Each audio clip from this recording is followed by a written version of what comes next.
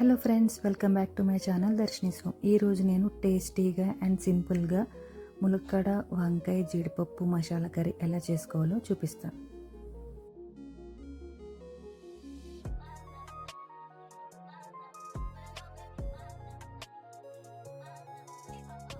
ముందుగా నువ్వులు, గసగసాలు, జీడిపప్పు, పచ్చి కొబ్బరి వేసుకొని మెత్తగా పేస్ట్ చేసుకోవాలి. పచ్చి కొబ్బరి లేని వాళ్ళు ఎండు కొబ్బరి కూడా వేసుకొని చేసుకోవచ్చు.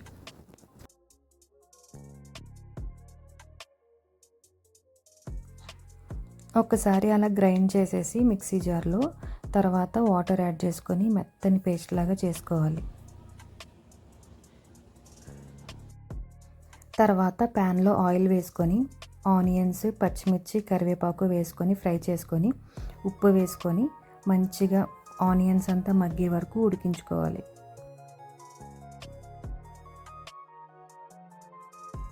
ఆనియన్స్ మంచిగా ఫ్రై అయ్యి మగ్గిన తర్వాత అల్లం వెల్లుల్లి పేస్ట్, పసుపు యాడ్ చేసుకొని పచ్చివాసన పోయేంత వరకు కుక్ చేసుకోవాలి.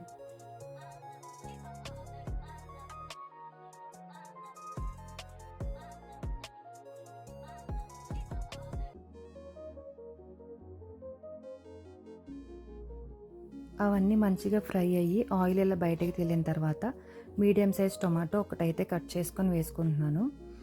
చిన్న సైజు అయితే 2 పడతాయి, మీడియం సైజ్ అయితే ఒక టొమాటో అయితే సరిపోతుంది.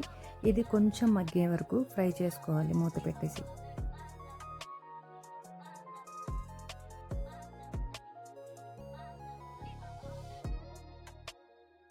ఇవి లైట్గా మగ్గిన తర్వాత 4 వంకాయలను అయితే సన్నగా కట్ చేసుకొని వేసుకోవాలి.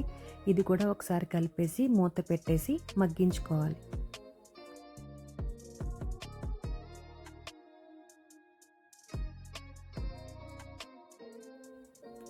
వంకాయలు సగం వరకు మగ్గాయి. ఇప్పుడైతే ములక్కాడలు యాడ్ చేసుకోవాలి. నేను తీసుకున్న ములక్కాడలు ముదురుగా ఉండడం వల్ల హాఫ్ అయితే బాయిల్ చేసి వేసుకున్నాను. తీసుకున్నవి లేతగా ఉంటే మాత్రం వంకాయలతో పాటు యాడ్ చేసేసుకొని మగ్గించుకుంటే సరిపోతుంది.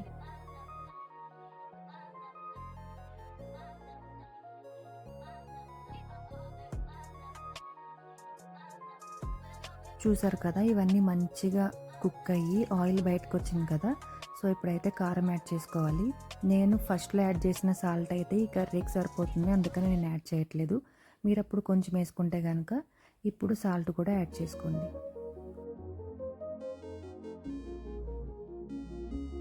కారం యాడ్ చేసిన తర్వాత ఒకసారి మిక్స్ చేసుకొని మనం ముందుగా గ్రైండ్ చేసి పెట్టుకున్న పేస్ట్ని యాడ్ చేసుకొని మంచిగా కలుపుకొని మూత పెట్టి కుక్ చేయాలి.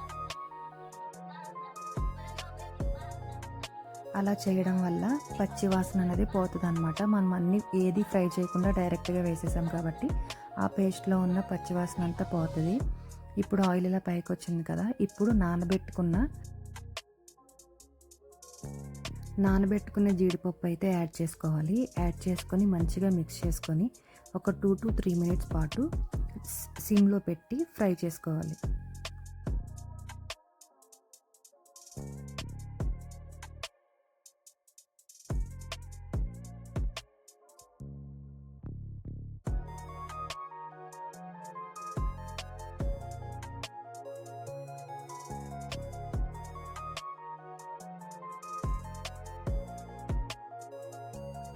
మొత్తం అంతా ఫ్రై అయ్యి ఆయిల్ ఇలా పైకి తేలిన తర్వాత వాటర్ అయితే యాడ్ చేసుకోవాలి.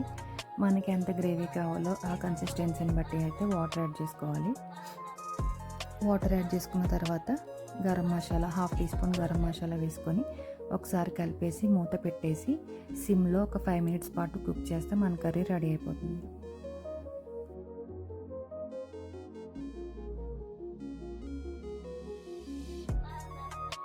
మనకి ఏ కన్సిస్టెన్సీ కావాలో ఆ కన్సిస్టెన్సీ వచ్చిన తర్వాత స్టవ్ ఆఫ్ చేసేసుకోవడమే. కొత్తిమీర యాడ్ చేసుకొని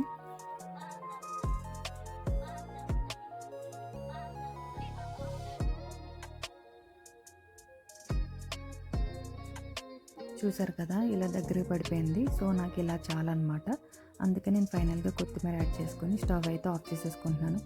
అంతే ఫ్రెండ్స్, చాలా సింపుల్గా ములక్కాడ వంకాయ జీడిపప్పు మసాలా కర్రీ అయితే రెడీ అయిపోయింది. ఈ రెసిపీ మీకు నచ్చినట్లయితే లైక్ చేయండి, షేర్ చేయండి, అలానే సబ్స్క్రైబ్ చేసుకోవడం మాత్రం మర్చిపోకండి. Thank you for watching.